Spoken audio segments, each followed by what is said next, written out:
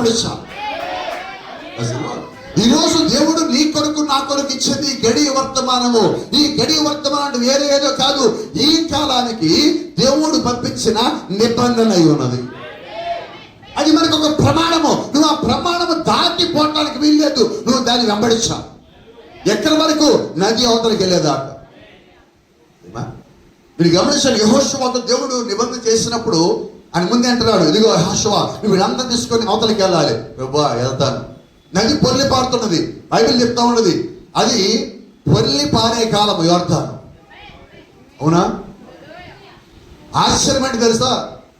అది పైనుంచి కింద పారుతుంది. వీళ్ళు కింద నుంచి వెళ్ళాలి అవతలకి. ఇప్పుడు దేవుడు ఏం చేశాడు? యెహోషువకి నిబంధన చేశాడు కాబట్టి దేవుడు ఖర్చుపడి ఉండాలి.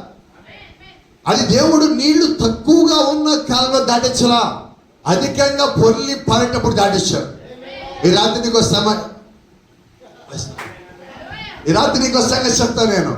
దేవుడు నీకు చిన్న చిన్న సమస్య మన దగ్గరికి రాడు. చిన్న చిన్న బాధ ఉన్నప్పుడు దగ్గర రాడు. చిన్న చిన్న వ్యాధి ఉన్నప్పుడు దగ్గర రాడు.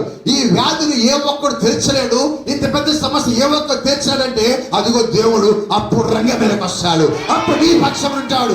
డాక్టర్లు నా వల్ల కాదంటారు, కుటుంబం నా వల్ల కాదంటారు, బంధువులు నా వల్ల కాదంటారు, స్నేహితుల వల్ల కాదంటారు, సంఘం నా వల్ల కాదంటారు. అందరూ దూరం పెట్టాక దేవుడు అంటాడు, ఇదిగో ఇప్పుడు నీ పక్కన ఉన్నానంటాడు. నేను నీ పక్కన ఉన్నానంటాడు. ఈ సమస్య తీరుస్తానంటాడు. సమస్య ఎంత పెద్దదైతే దేవుడు అంత త్వరగా రంగం మీదకి వస్తాడు. ఎందుకు తెలుసా? నా దేవుడు చిన్న చిన్న సమస్యలు తీర్చే దేవుడు కాదు. నా దేవుడు చిన్న చిన్న సహాయం చేసే దేవుడు కాదు. నా దేవుడు గొప్ప కార్యాలు చేసే దేవుడు అయి ఉన్నాడు. ఘనమైన కార్యాలు చేసే దేవుడు అయి ఉన్నాడు. అందుకే నాకు ఎప్పుడు సంఘంలో ఒక్క విషయంలో కోపం ఎక్కువ. అందరూ లాస్ట్ లో సాక్ష్యం చెప్పేసి చివరిలో ఒక మాట అంటారు,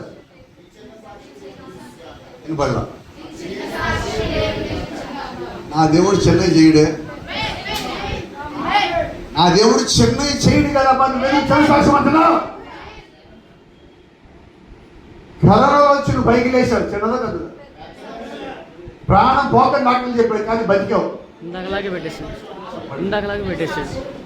ప్రజలు మొన్న ఇంత మాట్లాడుతున్నా, అదే చాలా పెద్ద సమస్యలు దేవుడు అయిపోయి అనుకున్నా. ఈరోజు దేవుడి దగ్గరికి తీసుకెళ్ళి కూర్చోబెట్టి గుడి కదా. అవునా? ఇప్పుడు ఆయన ఏమంటాడు? చిన్న సాక్ష్యం అంటాడా? అనలో. ఎందుకంటే నా దేవుడు నా జీవితాన్ని పొడిగించాడు. చిన్నది కాదు, చిన్నది కానే కాదు.